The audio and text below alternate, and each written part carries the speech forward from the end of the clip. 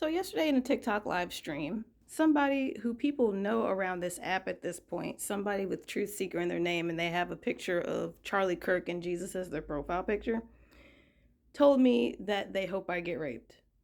And that's not so much the problem, right? Because that doesn't affect me in any way, shape, or form. But the problem is that we are on an app that allows for that kind of behavior. Aside from the slurs, aside from censoring pro Palestinian content, aside from now allowing Zionists to pose as Palestinians to try to scam people into supporting them so Palestinians don't actually get that support.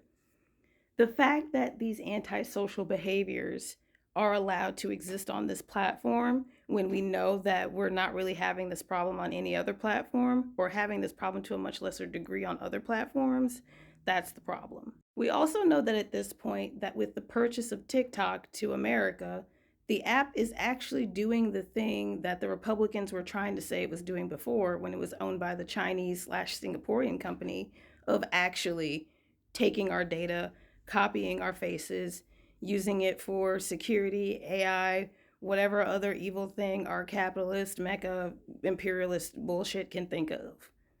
There's a very brief period of time where TikTok was a good place to be, and that very brief period of time has long since passed. We haven't had that in literal actual years, and we know this. And even when it did seem like it was good, it still wasn't that good, because back when it seemed like it was good, they got busted for censoring people with like facial disfigurements and trans people and dark skinned people.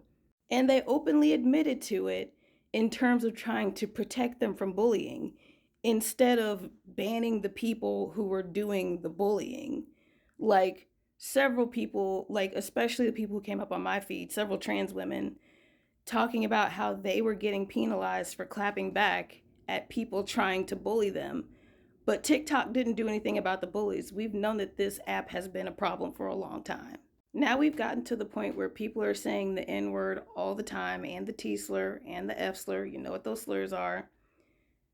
And even gotten past that point to where Zionists are pretending to be Palestinians to try to take support away from Palestinians. And y'all will still justify being on this app. There's a saying I feel like people have really lost sight of, that we need to bring back into the social consciousness. That saying is, if it's free, that means you're the product. And this is why I don't have any faith in America having a revolution, because y'all can't let go of an app, let alone anything else that's required to let go of to have an actual revolution where we get the things that we need as human beings.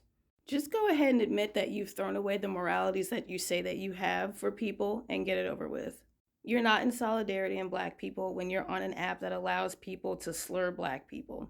You're not in solidarity with trans people when you're on an app that allows people to slur trans people, and not only allows people to slur trans people, but will also punish the trans people for saying something back.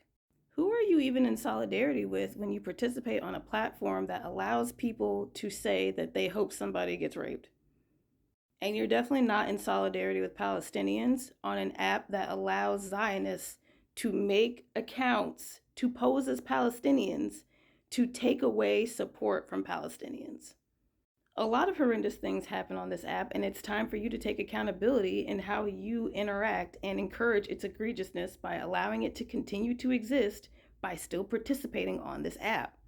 But when it comes to the specific issue of Zionists posing as Palestinians to try to scam people out of the support that they would give Palestinians, to divert any aid that we would be able to give them, that is an epidemic specifically happening on this app.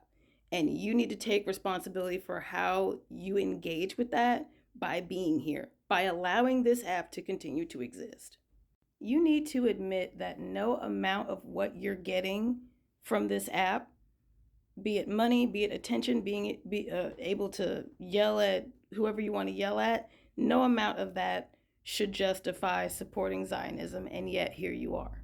That should also apply to racism. That should also apply to misogyny, but those things aren't unique. What is uniquely happening here, the epidemic specifically happening on this app, is Zionists posing as Palestinians to scam people out of being able to support Palestinians. That should be unacceptable to you in every way, shape, and form. So either kick the TikTok habit or admit that you're okay with supporting Zionists because, again, if it's free, that means you're the product.